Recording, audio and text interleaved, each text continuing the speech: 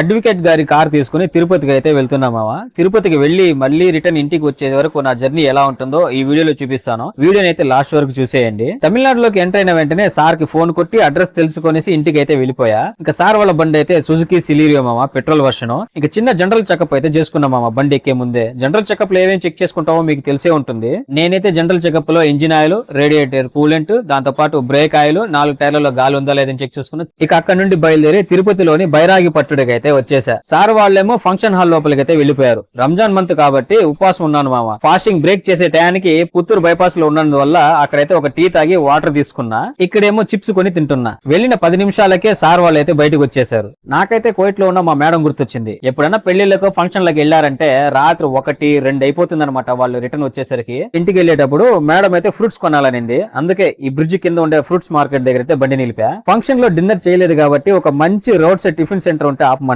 సర్లేనేసి నేను కూడా తిరుచానూరు లోపల ఎంటర్ అయిన వెంటనే లెఫ్ట్ సైడ్ అయితే ఒక మంచి టిఫిన్ సెంటర్ అయితే కనిపించింది మామ. క్రౌడ్ కూడా చాలా ఉంది. ఇక్కడ ఇడ్లీలు, దోశలు, పూరీలు, పొరోటాలతో పాటు వడలు కూడా ఉన్నాయి మామ. టేస్ట్ కూడా పర్లేదు, నాకైతే కొంచెం నచ్చింది. నేనైతే ఒక మంచి మసాలా దోశ అయితే తీసుకున్నా. డబ్బులు అయితే సార్ వాళ్ళే ఇచ్చేశారు. ఇక అక్కడ నుండి బయలుదేరి నేరుగా సార్ వాళ్ళ ఇంటికి అయితే వచ్చేసాం మామ. బండిని మంచిగా లోపలికి పార్క్ చేసి మన స్కూటీని అయితే బయటికి తీసా. 5 గంటల సేపు డ్యూటీ చూసినందుకు 1100 అయితే ఛార్జ్ చేశాం మామ. అందులో 1000 రూపాయలు అయితే నా సర్వీస్ ఛార్జ్, 100 రూపాయలేమో పెట్రోల్ ఖర్చులకి.